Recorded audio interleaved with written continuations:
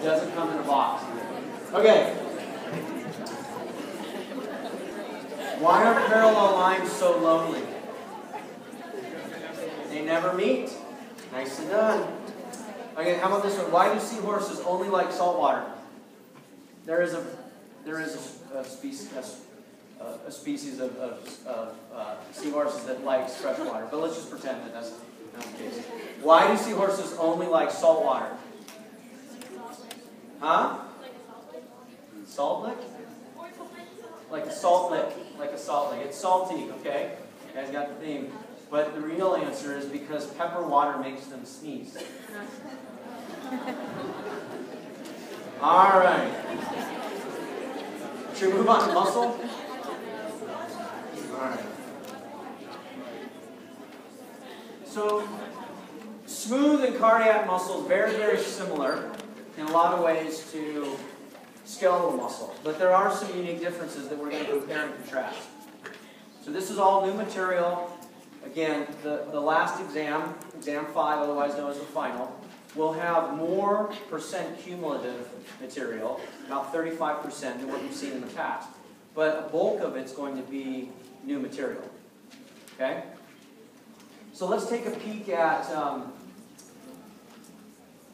cardiac and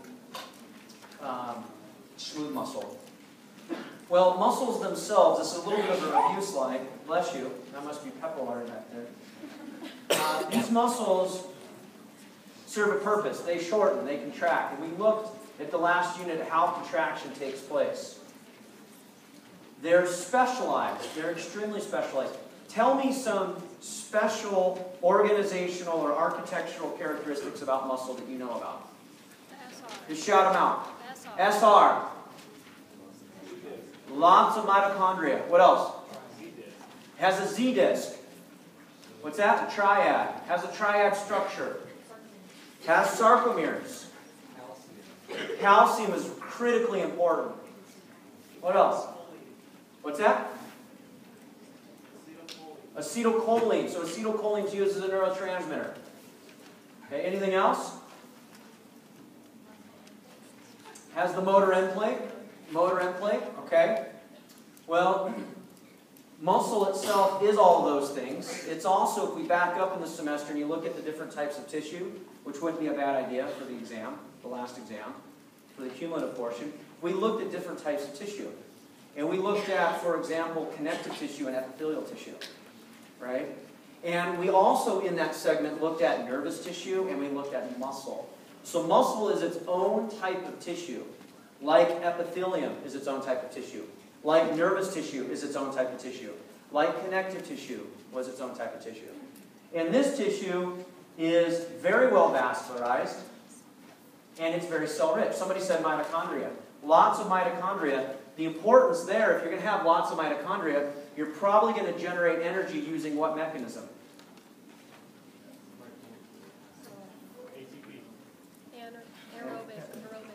Where was it? I heard it. Aerobic.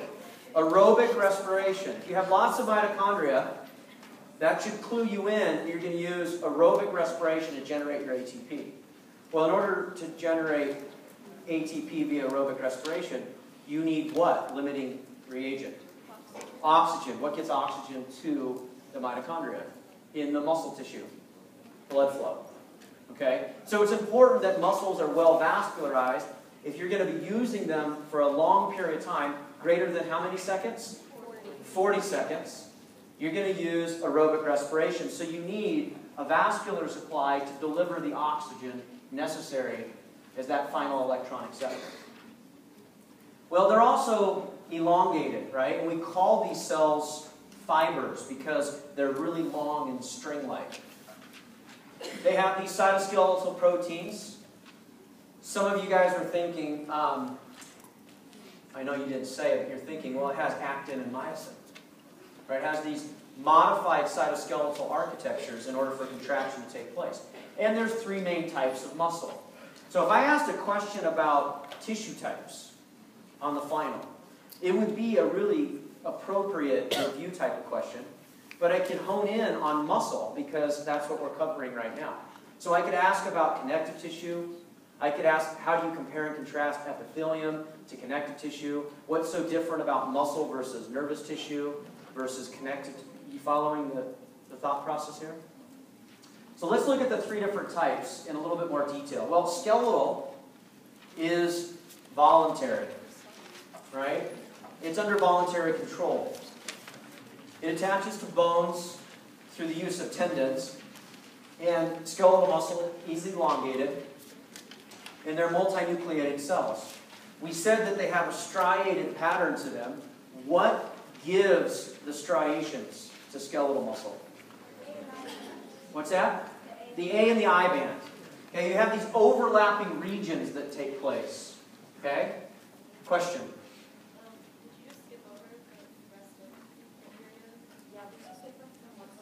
Is it different than what's on what you guys have? Yeah.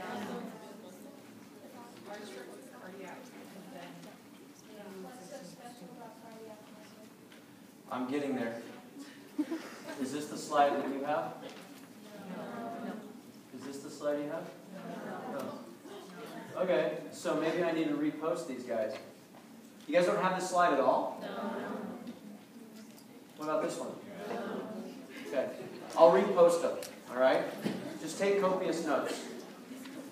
So, skeletal muscle, voluntary, striated, okay? This is where we spent the bulk of our time. If we look at cardiac muscle, it's very, very similar to skeletal muscle.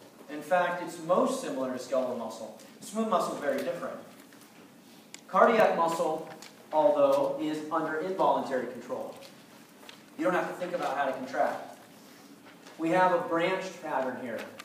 It's single nucleus in phenotype, so it's uninucleated. It does have the striated appearance, striated cells, so it's going to have the A and the I bands, like what we saw with skeletal muscle. But arguably most important with cardiac muscles are these intercalated discs. And the intercalated discs, if you remember back to the beginning of the semester, these are these bands that are taking place. On this right slide, it's sort of this darker pink band that's going up and down. And who can remind us what the intercalated discs do? What's that? They don't necessarily monitor rhythm. They connect one cell to an adjacent cell. Okay, so they allow for the electrical signal to go from one cell to the cell next door. You guys remember the telephone game? Remember, like, if you whispered something into your neighbor's ear and then they had to whisper it, and so on and so forth. And then I'd go at the end here and see how different it was from where it started. You guys remember that? You're like, your Uncle Sally's fat, right? That's what these little kids would say. Uncle Sally did it, right? So the fidelity of the signal in the telephone game is not very good. What about the fidelity of the signal using intercalated discs? It has to be spot on. Okay, you want to make sure that you're contracting the muscle tissue uniformly. All right, and then the last type of smooth muscle, or of muscle, is smooth muscle. And so these guys are under involuntary control. Involuntary control. Slow, sustained contractions. You probably have already seen these slides. They were probably taken from our lecture on tissues. Okay, maybe that's why they're missing out of your deck right now. We find these in the walls of internal organs. They're single nucleated, so they're uninucleated. They're fusiform. Fusiform is a word that means spindle-like, so it's like thin on top, kind of fatter in the middle, and then thin on the bottom. So it looks like a spindle. Okay, that's fusiform. We don't see visible striations with smooth muscle, but they still have actin and myosin. Just because you can't see visible striations of the A and the I bands, don't come to the inappropriate conclusion that there's no actin and no myosin. Okay? So let's take a look at cardiac muscle. Do you have this slide? Okay, so you're just missing 3 of the background slides, but we've already covered those earlier in the semester. I'll repost it just to make sure. Okay, you have it. But What makes cardiac muscle so interesting or so special are these intercalated discs that we already talked about. Well, there also doesn't need to be a nerve stimulation for contraction, because what was mentioned earlier about monitoring the electrical activity, there is a network within cardiac muscle known as the Purkinje system. You're going to talk about this next semester in 202. So we're laying the groundwork for moving on into the next semester. And this Purkinje network is this fiber that sends this electrical signal throughout the cardiac muscle, and it allows for it to be autorhythmic. You have a pacemaker cell that generates an intrinsic beat, and that's known as the SA node. Right? That's found in the atrium. And then you have an AV node, which is found between the ventricles, okay, in the septal wall. And then when the signal goes from the SA node to the AV node, it then goes throughout this Purkinje network and it allows for this autorhythmicity of the heart. It contracts all by itself. The heart almost exclusively utilizes aerobic respiration. Now, there are some cases post-infarct. Okay, that's a heart attack. That's a fancy word for heart attack. Post-myocardial infarct, we can actually measure certain levels within the bloodstream of cardiac-specific troponin. Now, what do you think you're looking at when you measure cardiac-specific troponin after a heart attack in a patient? Why would you measure that? Any guesses? Could be maybe duration since heart attack. Okay, could give you information about duration since the heart attack. What does troponin do in cardiac muscle? What does it do in skeletal muscle? It's the same thing in cardiac. It binds calcium. Okay, so if you have a heart attack, you have damage to the heart, troponin becomes freely associated. It just sort of lets go and flies off. And it ends up, some of its levels end up being elevated in the bloodstream. So you can measure that there truly was a heart attack and get information about how long ago was the insult by troponin levels. Okay? The other thing that you can measure in the bloodstream is you can measure levels of lactate dehydrogenase. So if the heart is perfused with not enough blood, that's what happens in a heart attack, blood flow is cut off, then that tissue becomes starved of oxygen, can't generate energy. Well, the heart beats for more than 40 seconds, right? So it prefers an aerobic source of energy. But in a heart attack situation, it's going to scrounge for any energy it can possibly find. So glycolytic pathways may become elevated in order to try to last-ditch effort, see if you can actually save the tissue. And so we typically see aerobic respiration is the only energy source for heart, except after a heart attack. You'll see small little bouts of glycolysis. And then non-mitotic. What does that word mean? Cardiac muscle is considered non-mitotic. What does that statement mean to you? It doesn't divide, okay? It doesn't grow in tissue by cellular divisions. So that's the central dogma. That's a word that actually means the main way of thinking. What's most popularly accepted in the literature is that cardiac muscle doesn't divide. That's why after a heart attack, patients have such a problem, is because they can't regenerate their own heart tissue. If you tear skeletal muscle, you actually can repair that skeletal muscle. And you can grow new skeletal muscle to a certain extent. Okay? To a certain extent. Not unlimited potential. But you have, within skeletal muscle, stem cells in that skeletal muscle bundle known as satellite cells. And they actually divide and can differentiate, or a word that means turn into, new skeletal muscle. There's a company that's actually, because of the similarity between cardiac and skeletal muscle, they actually developed patents around harvesting skeletal muscle out of the thigh in a patient, putting it in an incubator, giving it signals to make it think that it's cardiac muscle. It differentiates into cardiac muscle, and then they inject it into the heart. Okay? So there is a lot of similarity between skeletal and cardiac muscle. Okay, what's the question? The heart rate, does it have like a cutoff at the low end before it just stops beating altogether, or can it like beat extremely slowly just to keep the body alive? It can beat extremely slowly just to keep the body alive, to answer your question. But it's going to be limited by a number of things. So if the heart rate is too low or the pressure is too low, then the heart itself isn't getting perfused. Because the heart is one of the first organs to actually receive blood after every heartbeat. So if you look at the architecture, you'll see this next semester, but right at the aorta where the aorta takes off, the coronary feed comes right off of that spot and goes straight to the heart. So if the tissue or if the blood flow or pressure or heart rate is too low, then you'll compromise the heart itself and it'll kind of fix itself, turn itself off. All right, smooth muscle. You have this slide, right? Okay. Smooth muscle. Well, these guys lack visible striations, as we talked about. They still have actin and myosin. That's what goes here. Still has actin and myosin, but they don't have an organization that looks like cardiac or skeletal muscle. They don't have Z discs, and they don't have T tubules. And so this architecture is very different. The calcium instead comes from the interstitial fluid, from outside the cell. So it opens a calcium channel, and calcium floods into the cell from outside the cell, rather than flooding into the cytosol of the cell from internal storages that are the SR. So a little bit different. They're fusiform in shape. That means that they have sort of this spindle-like. Here's two, one spindle and then a second one. You can still see the thick myosin, and you can still see the thin actin.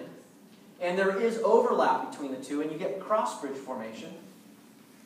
But you actually have more of this fusiform shape. The dense body is where the actin filament is anchored. So it's kind of like the Z disc. You can see these dense bodies that are located in all these different points, but they're not organized in a sarcomere like what we saw with the Z disc. So you have a non-striated appearance or a non-striated view. And we're going from a relaxed state here on the left diagram to a contracted state on the right diagram. So smooth muscle will still contract, it just does it a lot slower. So the different types, we've got type A here and type B that's shown. This image A on the left is called a multi-unit smooth muscle. So muscle fibers are structurally independent of one another. They receive their own nerve supply. You can see the nerve fibers go to individual muscle cells.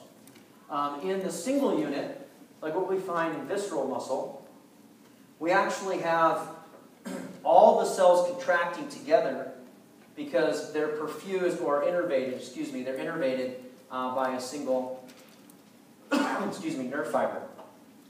And in the single unit, they have these gap junctions. These gap junctions allow for the electrical signal to flow nice and easily from one cell to the other, kind of serving like those intercalated discs in cardiac muscle. The varicosities. What are the varicosities? Varicosities are actually where the neurotransmitter is stored. So the varicosities store the synaptic vesicles. If you look at this next picture, you can kind of see these varicosities. And this is where you've got the storage of your neurotransmitter and where you have them within your synaptic vesicles. Okay, so they can contract without nerve stimulation, or they can be influenced by the autonomic nervous system using these varicosities and what we call diffuse junctions. What do you think a diffuse junction is like in a smooth muscle? What would be the counterpart that we learned about in skeletal? The motor unit. So what's happening? It's where the nerve comes together, meets the muscle, so it's that synaptic cleft. The diffuse junction is like a synaptic cleft in skeletal muscle. Okay? So we've got three different types of muscles. And in smooth, the way that these guys contract is a lot different than what we see in cardiac or in skeletal. In smooth muscle, we actually have calcium gates that are found on the plasma membrane. Remember, the calcium comes from outside the cell, so the calcium gates have to be on the plasma membrane to allow for an influx of calcium. They're both voltage regulated and ligand regulated, meaning that a voltage signal could trigger them to open, or you could bind a neurotransmitter, for example, and you could actually cause the ligand opening of these gates. Lastly, they could be mechanically regulated, like what we see within peristalsis as you move throughout the alimentary canal. So when you swallow food, and you have a bolus of food, you want to contract the smooth muscle right behind the bolus, and that propels it forward. That's the same thing that happens in the gut as you're digesting your food and moving it throughout, is you're contracting right behind it to propel it forward. And so that stretch mechanically triggers these gates, calcium floods in, and you get contraction. Calmodulin. Calmodulin is the counterpart to troponin. So troponin is what binds calcium in skeletal and cardiac muscle. Calmodulin is its counterpart in smooth. Calcium binds to calmodulin, right? It allows the binding site for myosin to be seen on the actin filament. You get cross-bridge formation, you get a power stroke, you get contraction, just like what we saw before. The difference with the contraction here is it's very slow. It's very slow going. There's a slow relaxation after it contracts as well. And there's a long latent period. What's a latent period? That's the period of time or the interval between the action potential in a muscle fiber and the initiation of contraction. So even though the action potential hits, there's a long latent period or a delay before calcium floods into the cell. It takes a little bit longer than what it does within skeletal or cardiac muscle. But it should make sense. Here's an example of where the architectural strategy should make sense based upon the physiologic desire. Do you want to contract smooth muscle very quickly as you're digesting food and trying to move it through the GI tract? No, you want to have slow contractions because you want to maximize the amount of time that it has within the GI tract so that you can absorb nutrition from it. But with cardiac muscle, can you afford to have a slow response? No. Same with skeletal. So cardiac and skeletal make sense that this action potential happens really quick. If you look at action potentials with smooth muscle, they're more of like a waveform. They're very, very slow. They kind of pick up and then they come back down. Has anybody ever looked at labor contractions on a myogram where they put electrodes on the woman's abdomen during contraction? Right?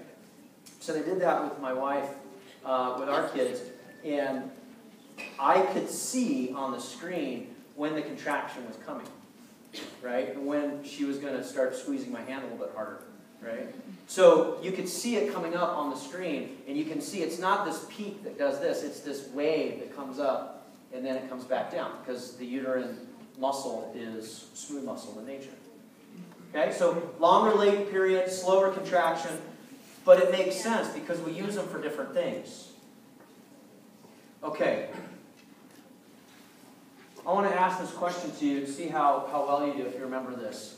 In 97, remember the information, not necessarily the event in 1997. Okay? In 1997, this runner from Denmark set the world record for the 800-meter dash. 1 minute and 42.67 seconds.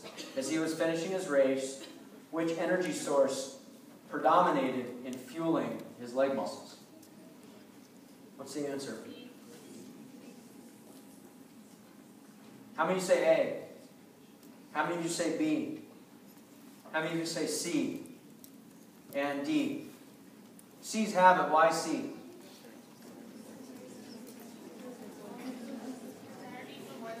It's energy required for more than 40 seconds, right? It's 1 minute and 42 seconds.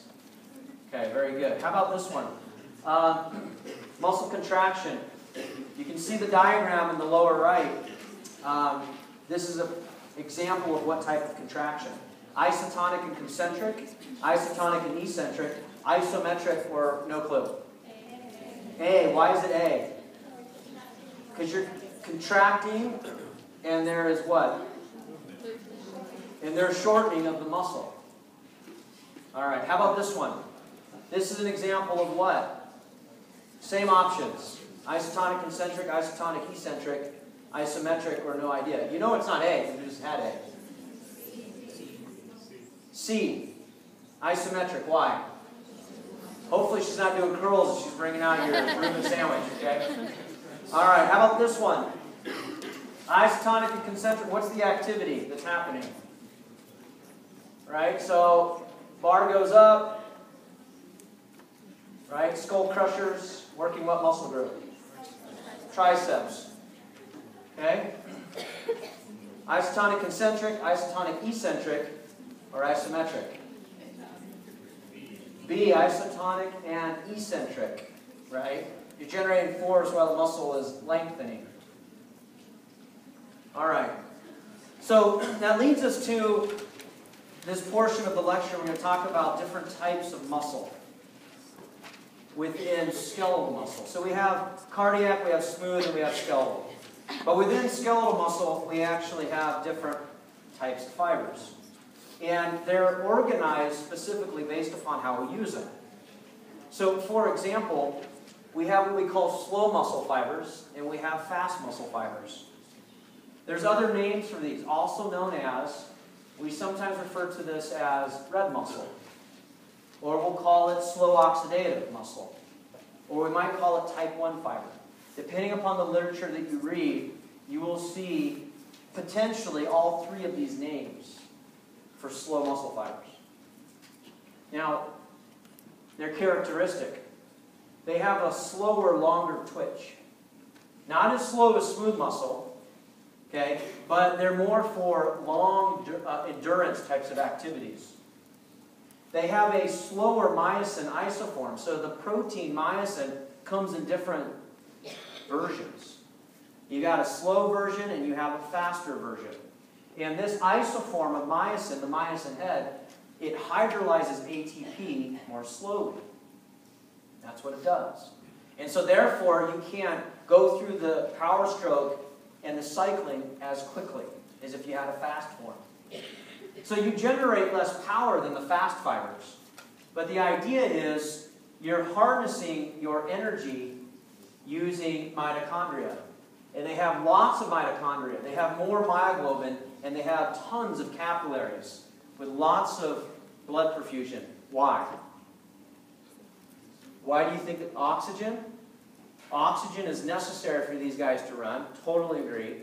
And so where's the connection of why oxygen is so important? Sustained reaction? It's sustained contractions for long periods of time. So you're going to do performance beyond 40 seconds. You're going to be generating energy using slow oxidative. That should be a clue. Oxidative is oxidative phosphorylation. Right? The reason that they're red in appearance, or called red, is because they have more mitochondria, dense mitochondria. So they stain histologically. You see the slow oxidative fiber? Look how dark they are. They're dark because they have such a dense amount of mitochondria as well as myoglobin. Okay? Myoglobin is the protein that actually strips oxygen off of hemoglobin. It has a higher affinity for oxygen than hemoglobin. So when hemoglobin comes by in the blood vessel, it sees myoglobin, the oxygen just hops over to myoglobin. Same thing happens with fetal hemoglobin. Okay, same kinetics. The maternal blood comes by, the fetal blood is carrying a different isoform, fetal hemoglobin, and it has a higher affinity for oxygen, so literally it strips the oxygen from mom to actually go to the fetus. So these guys are going to be found in postural type of muscles. These are muscles that you use all day long. Question? Yeah, so dark meat or lighter colored meat, yeah, you would see differences in fiber type there. Absolutely. Okay, so if you look at fast, if we compare it, now there's a third version that we're not going to talk about. As you move on, I'm just introducing the two. I'm introducing the slow, and I'm introducing the fast. So if you look at the fast, okay, they're fast, short twitch, white muscle, okay, or white meat, if you will. Fast glycolytic fibers. So they're utilizing what energy source? Anaerobic, thank you. Otherwise known as Okay, otherwise known as, sounds like glycolysis. Glycolysis. Brilliant. Okay.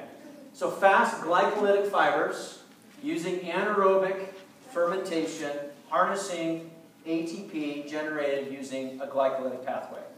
Okay? We call these type 2 fibers. They're white in appearance. You can see fast glycolytic. They stain lighter because they don't have as many mitochondria as our slow oxidative type. They predominate with high power, but they're quickly fatigable. These are like sprinting type of muscles versus today was the Boston Marathon, or is the Boston Marathon, right?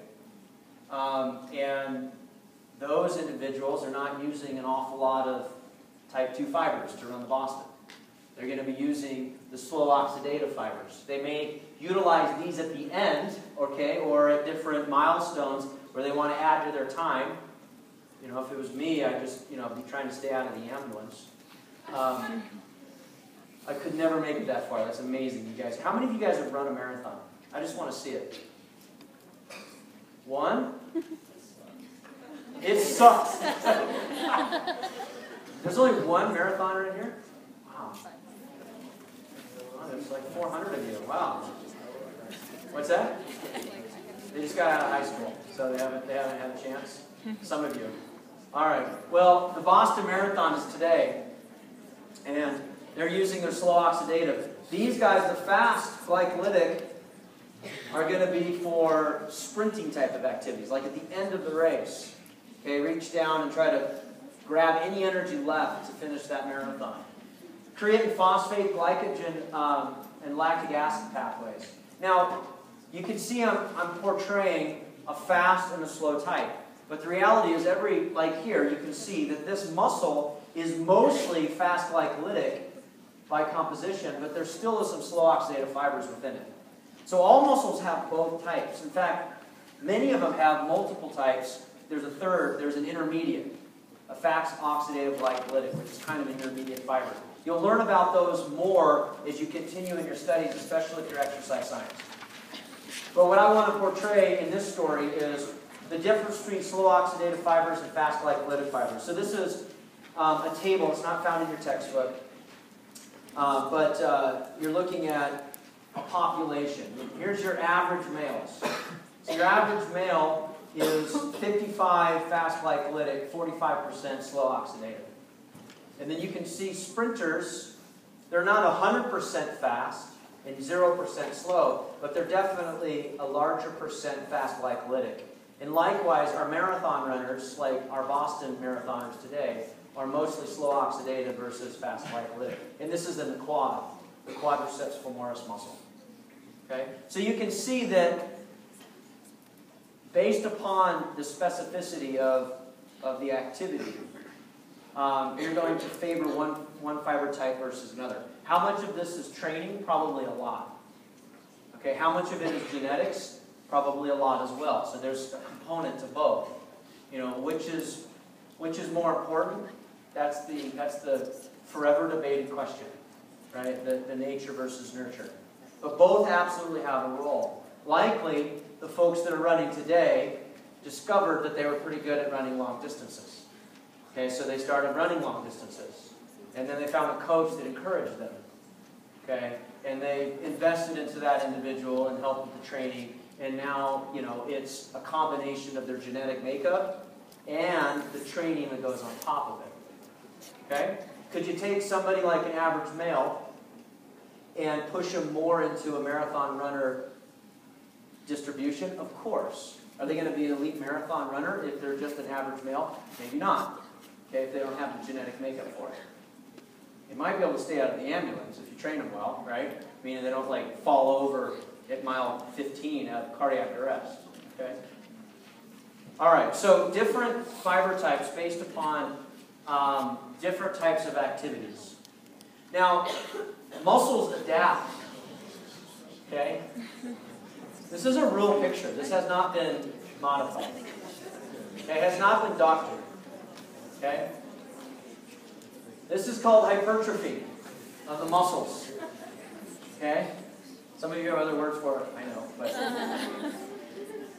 it shares the conclusion that I want you to come to, which is the muscles themselves will grow in size if you stress them, if you load them. Okay?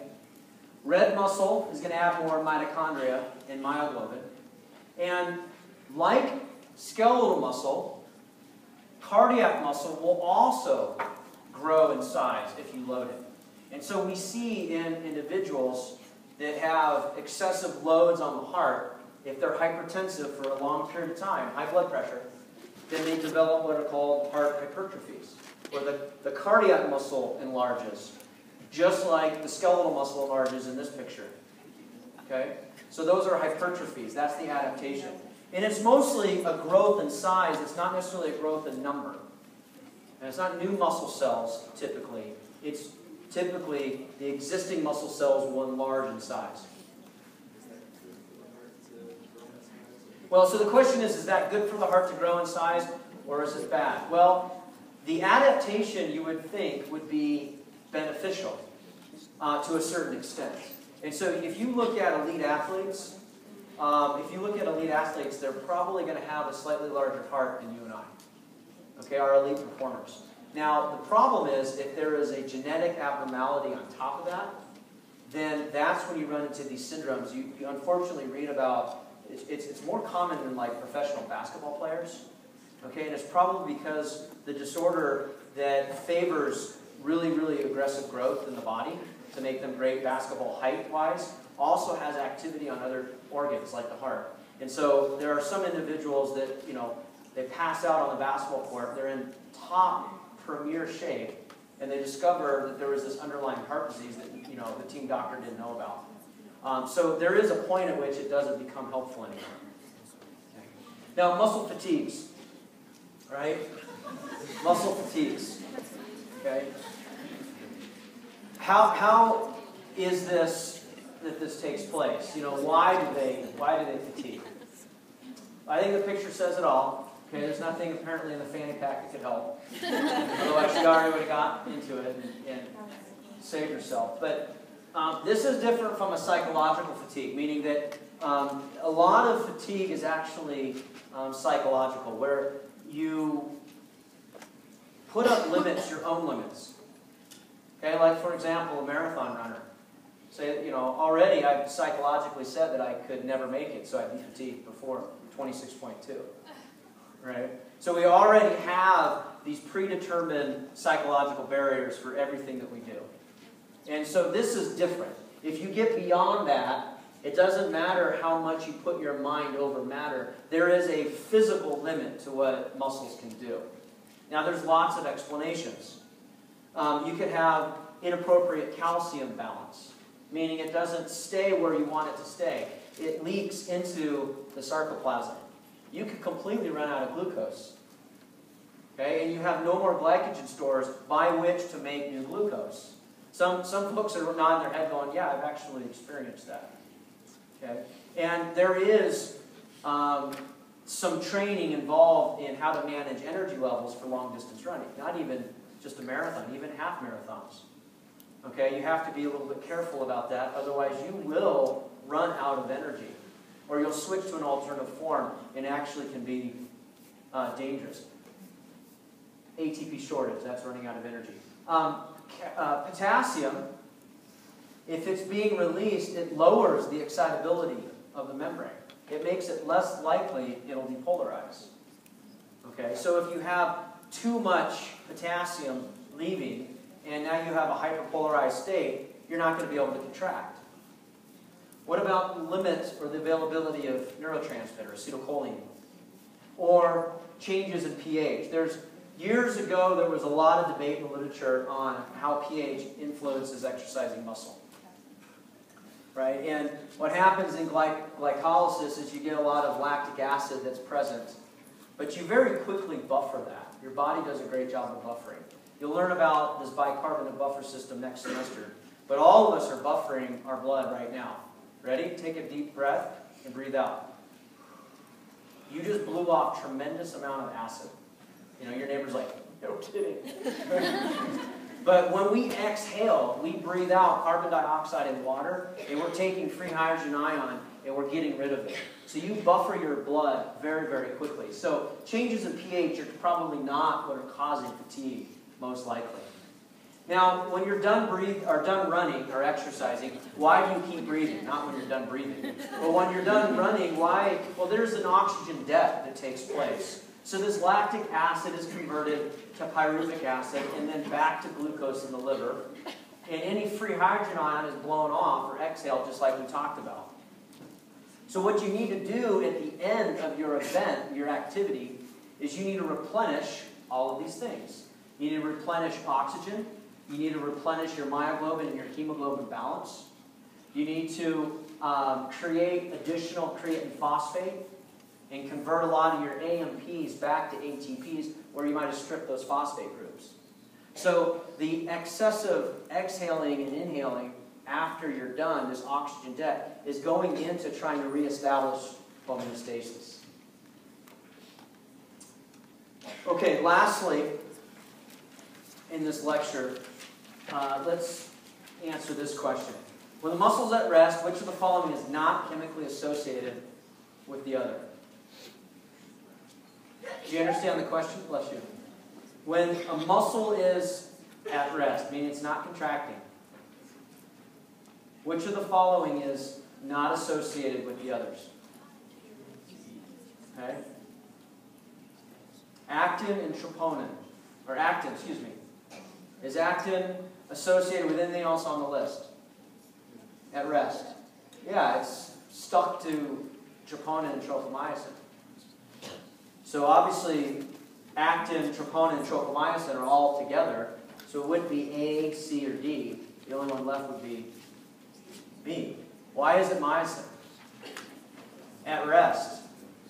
It's the thick filament, and when it's at rest, it's not physically touching any of the other. In fact, it never touches troponin and tropomyosin. The only one it ever interacts with is actin. All right, questions? What is kind of the cutoff that determines whether we use our slow or fast muscle fibers? The cutoff is going to be energy source. So, like, if you step foot into the gym, and the very first, like, say, power lift you do, are you still using slow muscle fibers because you haven't really been used yet, or? Oh no, you would, depending upon the weight. Remember, slow muscles aren't capable of generating forces like fast muscles. Okay, so fast glycolytic muscle generates high force output very quickly. So if you're doing weightlifting in the gym, likely you're not using a whole lot of slow oxidative fibers other than your postural muscles to maintain that exercise, right? Because you've seen great exercise being done, and you've seen, curls like this, right? So postural muscles are still being used when you're exercising. That's why we hammer on the importance of technique. I mean, you don't want to hurt yourself, but you're exercising those postural muscles just as much as you're exercising your fast force performers when you're doing the lift. Okay, and those postural muscles are the ones that are under slow oxidative.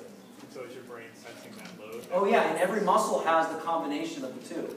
In fact, there's a third type that we don't talk about, although I mentioned it, fast oxidative glycolytic. So you'll learn about those more as you move on.